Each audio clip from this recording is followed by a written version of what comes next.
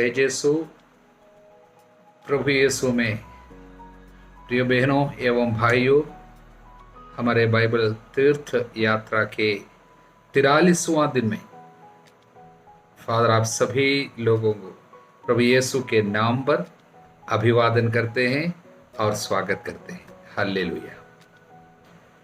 आज हम निर्गमन ग्रंथ के 35 और 36 अध्यायों को पढ़े हैं और अय्यूब के पूरे ग्रंथ को पढ़ने के बाद हम स्तोत्र ग्रंथ में आज प्रवेश कर रहे हैं।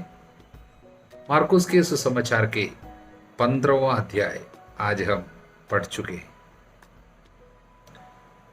प्रियजनों, निर्गमन ग्रंथ के 35वें अध्याय से लेकर 40वां अध्याय तक, आखिरी अध्याय तक पवित्र स्थान, प्रभु के निवास स्थान के निर्माण कार्य के विस्तार से हमें बताए गए, जो कि 25वां अध्याय से 31वां अध्याय तक प्रभु के मुंह से मूसा ने जो कुछ भी सुना है, किस तरह पवित्र स्थान का निर्माण करना है, इससे जुड़ी हुई जितने भी आदेश प्रभु से मूसा ने सुने हैं, वो सब उसी प्रकार हर एक छोटी सी बातों से लेकर बड़ी बातें तक उसको पूरा करते हुए हम पढ़ रहे हैं 35वां अध्याय से आखिरी अध्याय तक।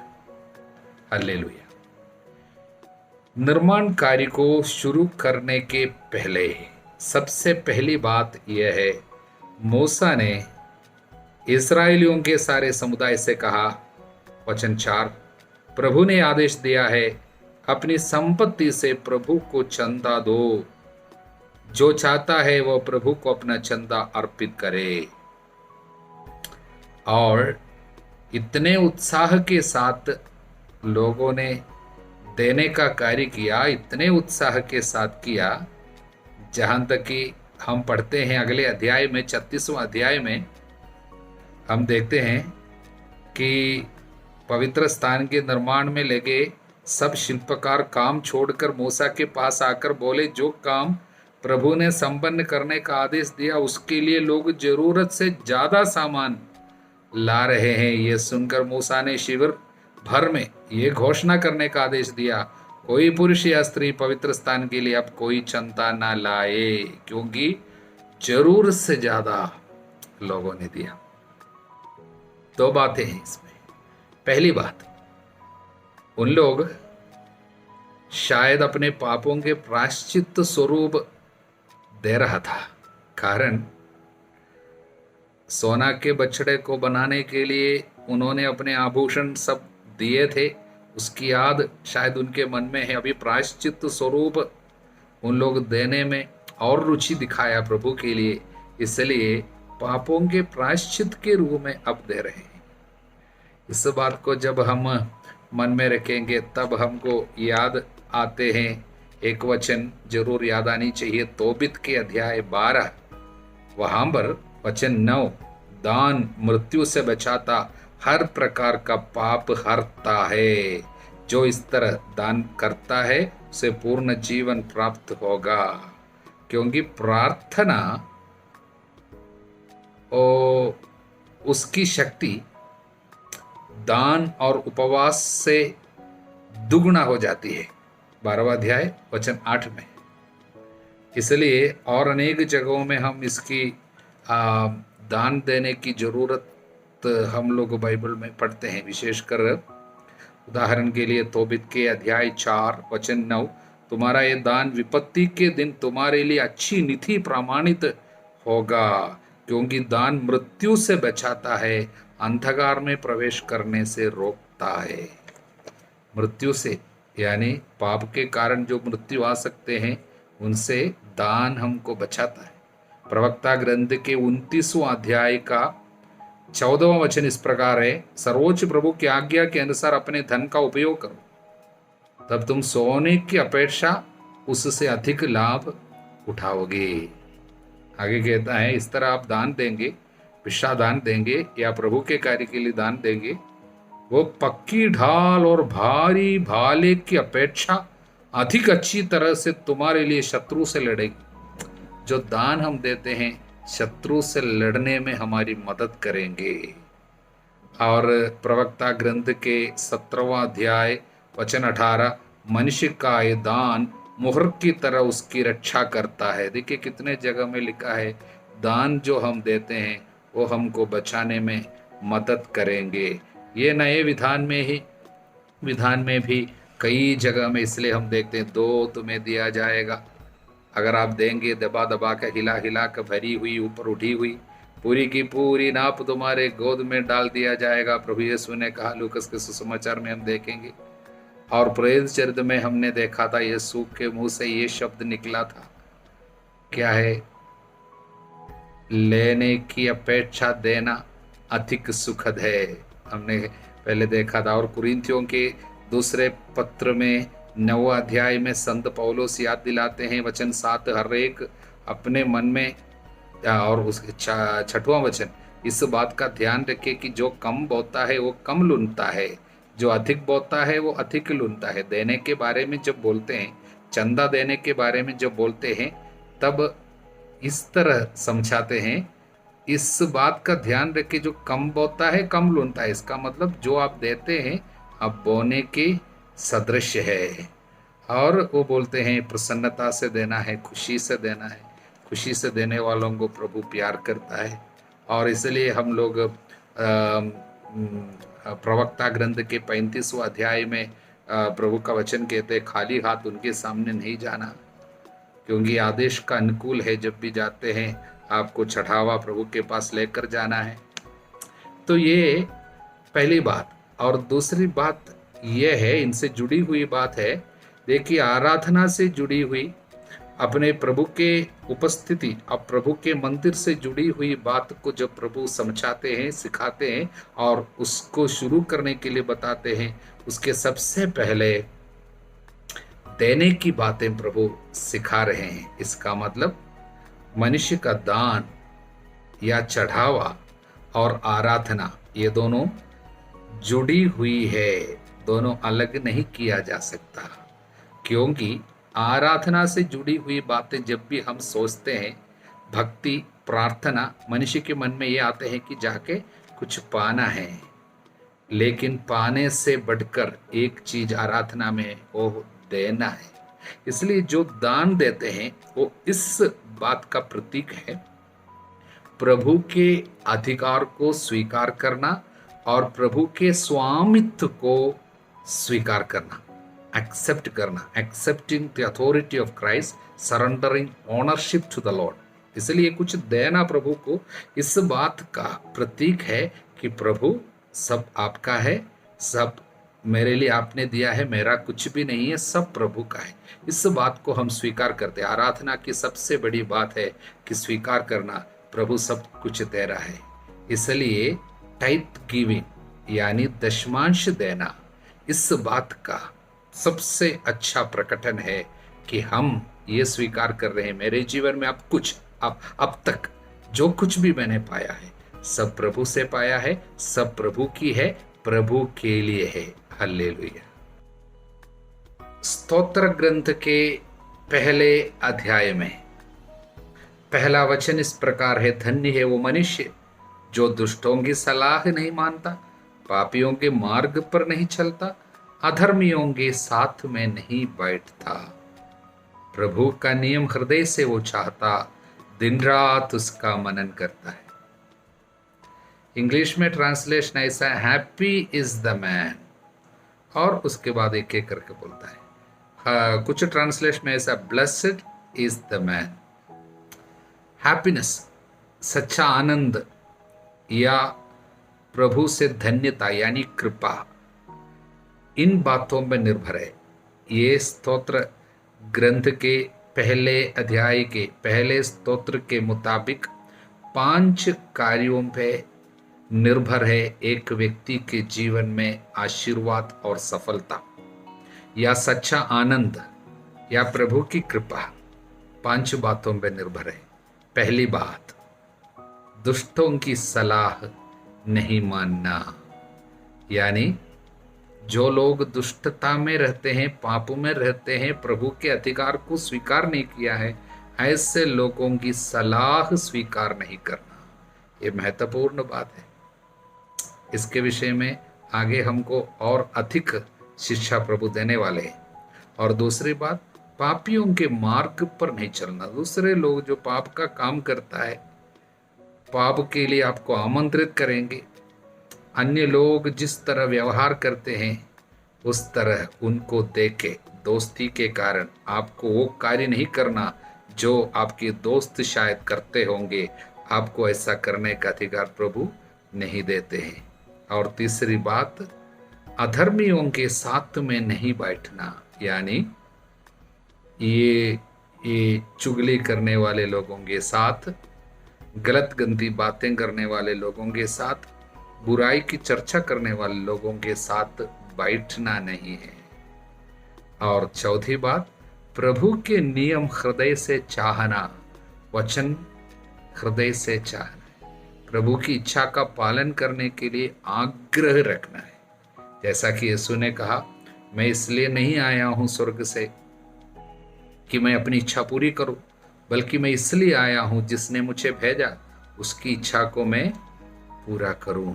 हृदय से चाहता है उसकी इच्छा, पिता की इच्छा पूरी करने का आग्रह और संकल्प और दृढ़ संकल्प है। हालेलुया। इसलिए वचन पढ़ने का आग्रह, वचन पर चलने का आग्रह होना चाहिए। और अंतिम बात, दिन रात उसका मनन करना है, दिन में रात में प्रभु के वचनों की चर्चा सुननी है, व्याख्या सुनना है, वचन पर मनन करना है। यानी वचन पर मनन करने के लिए रात में बैठना है, दिन में बैठना है। ये कार्य करने के लिए प्रभु हमको इन दिनों तैयार कर रहे हैं। 5 कार्य मन में रखिए। दुष्टों की सलाह नहीं मानना, उनके मार्ग पे चलना नहीं है और उनके साथ बैठना नहीं है, अधर्मियों के साथ बैठना नहीं है। दिल से वचनों को चाहना और उस पे मनन करने के लिए दिन में रात में बैठना। ये 5 कार्य करेंगे तब आपको क्या मिलेगा? वो उस वृक्ष के जैसा होगा जो जल स्रोत के पास लगाया गया, समय पर फल देगा, पत्ते कभी मुरझाएगा नहीं। वो मनुष्य जो भी करेगा सफल होगा। आज के समय में लोग सक्सेस के पीछे पड़े, फॉर्मूला, सक्सेस का मंत्र, सफलता की मंत्र, वो सब कई लोग सिखाते। प्रभु हमको सिखाते सफलता का मंत्र है। वो व्यक्ति यदि ये कार्य करेंगे, जो भी करेगा सफल होगा। आज सफल क्यों नहीं होते हम? कई जगह में काम पाने में और शादी पे सफलता नहीं मिल रहे, काम के जगह में सफलता नहीं मिल रही, पढ़ाई पे सफलता नहीं मिल रही, बिजनेस पे सफलता नहीं मिल रही। पीछे ये 5 कार्यों में कुछ शायद छूट गया होगा। इसलिए वो व्यक्ति ये 5 कार्य पे ध्यान देंगे, वो व्यक्ति जो कुछ भी करेंगे सफल होंगे।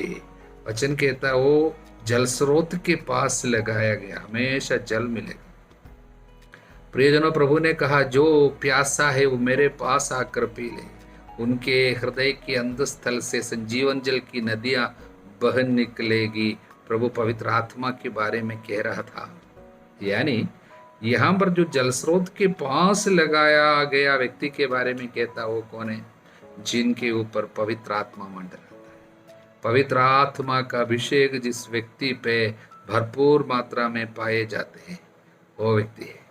इसलिए पवित्र आत्मा का अभिषेक पाने के लिए ये 5 कार्य करने के लिए हमको प्रभु का वचन शिक्षा देते हैं और हमको आमंत्रित करते हैं। इसलिए प्रियजन, प्रभु के वचनों के प्रति लगाव आज आपके हृदय में आने दे। हल्लेलुया। मार्कुस के सुसमाचार के 15वां अध्याय, प्रभु यीशु मसीह के दुख भोग, मृत्यु और उसके दफन के बारे में हम इस अध्याय में पढ़े। वचन 34, तीसरे पहर ईसा ने ऊंचे सुर से पुकारा, एलोई एलोई लमा सबक्तानी। इसका अर्थ है, मेरे ईश्वर तूने मुझे क्यों त्याग दिया है। प्रभु यीशु के मुंह से ऐसा शब्द क्यों निकला? उसने क्यों पूछा, पिता मुझे क्यों त्याग दिया? प्रियजनों, उसका एक आध्यात्मिक अर्थ है। प्रभु यीशु धरती पे आके मानव जाति के हरेक पाप को अपने ऊपर ले लिया। वो इसलिए आया था कि वो हमारे ऊपर जो नियम का जो बंध पत्र, जो पाप के कारण आई हुई विपत्ति, सजा हमारे पास जो था, वो सब कुछ अपने ऊपर ले ले, इसलिए यीशु आया था। इसलिए उसके बारे में हम ये कहते हैं, वो संसार के पाप उठाने आए, ईश्वर का बलित मेमना। पाप को उठाने का मतलब पाप के कारण आई हुई हरेक सजा को, विपत्ति को अपने ऊपर लेना। इसलिए यीशु मानव जाति के हरेक प्रकार के सजा, एक व्यक्ति के ऊपर किस प्रकार का तकलीफ आ सकते हैं, वो सब कुछ अपने ऊपर लिया था।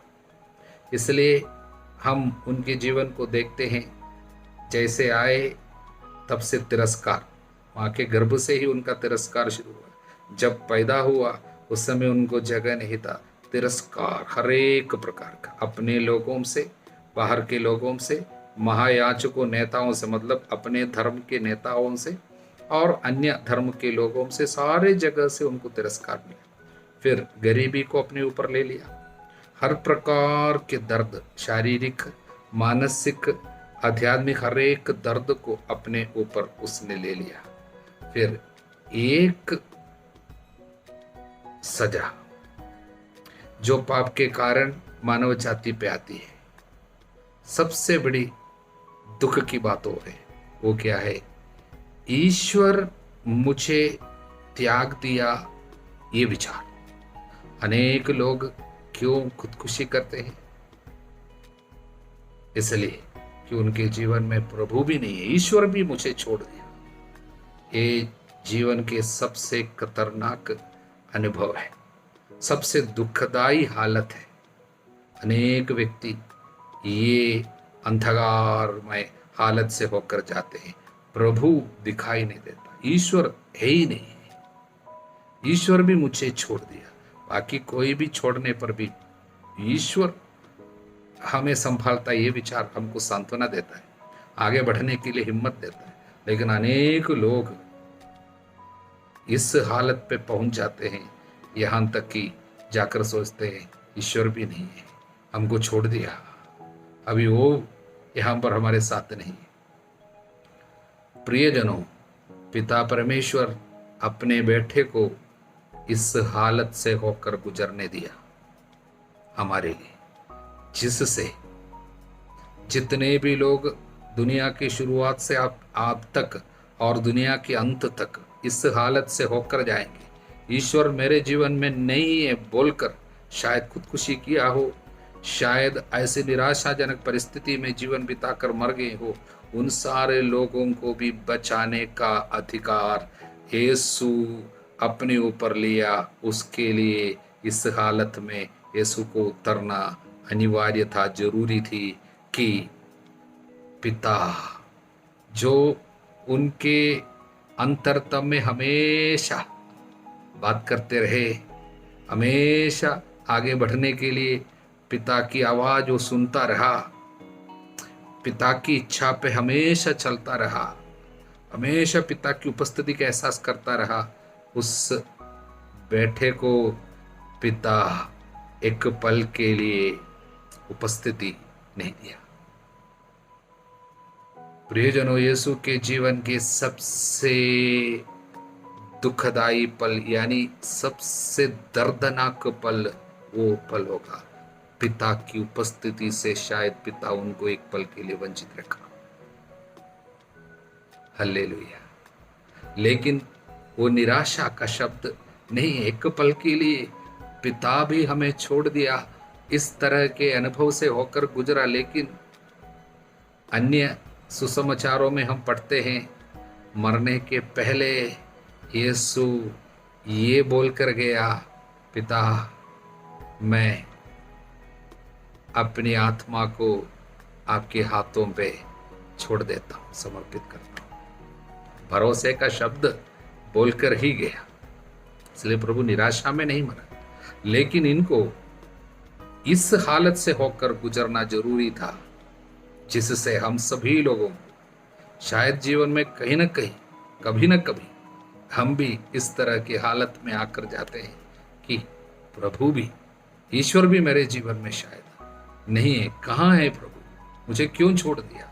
इस हालत में हमारी मदद करने के लिए उनको इस पर उतरना पड़ा, क्योंकि हमारी तरह हर एक कार्य में परीक्षा लिए जाने के कारण, हर स्थिति में उतरने के कारण वो हमारी मदद कर सकते हैं। हालेलुया। अंत में एक और वचन हम देखते हैं, 39वां वचन, 39वां वचन। शतपति ईसा के सामने खड़ा था, वह उन्हें इस प्रकार प्राण त्यागते देखकर बोल उठा, निश्चय ही ये मनुष्य ईश्वर का पुत्र था। शतपति जो नेता थे सैनिकों के, जिन्होंने यीशु को मारने के लिए नियुक्त किए गए थे, यीशु की मृत्यु के समय एक बड़े चमत्कार, इनकी आध्यात्मिक आंखें खुल गई और इनको विश्वास हो गया और वो घोषणा किया, पहली बार यीशु के मृत्यु के बाद सबसे पहली बार कोई, वो यहूदियों में कोई नहीं बल्कि अन्य जातियों की प्रतिनिधि बनकर एक व्यक्ति चिल्ला उठा और बोला, सचमुच ईश्वर के पुत्र थे। उनके शत्रुओं में लीडर जो नेता है, शतपति है, 100 सैनिकों के ऊपर यही अधिकारी है, उसने ये कहा, ये सच में ईश्वर का पुत्र है। प्रियजनों, यीशु के जीवित रहते समय, उनके चमत्कार करते समय शायद रोगियों को चंगा करने की बात केवल नहीं है, मृतकों को भी जिलाया था। उसकी चर्चा उस पूरे इलाके में फैल गई थी। जरूर शतपति ने यह सब सुना होगा। उस समय उन्होंने जो विश्वास नहीं किया, यीशु के मृत्यु के समय में इन्होंने ये स्वीकार किया, सचमुच ईश्वर का पुत्र है। प्रियजनों, इसके पीछे आध्यात्मिक बहुत बड़ा रहस्य छिपा हुआ है और कलीसिया के इतिहास में ये पल जो है बहुत ही महत्वपूर्ण पल है। हम इसके पीछे जो रहस्य है, इसको हम आगे बाद में शायद प्रभु चाहते हैं हम आपको समझाएंगे। लेकिन एक बात हम दिल में लगाए रखेंगे, यीशु की मृत्यु की योग्यता द्वारा सभी मानव जाति अब स्वीकार करेंगे, ईसा मसीहा ईश्वर का पुत्र है, वो सच में ईश्वर है। हमारे प्रभु ईसा मसीह की कृपा, ईश्वर का प्रेम, पवित्र आत्मा का साहचर्य आप सभी लोगों के साथ बने रहे, अब सदा सर्वदा अनंत काल तक। आमीन।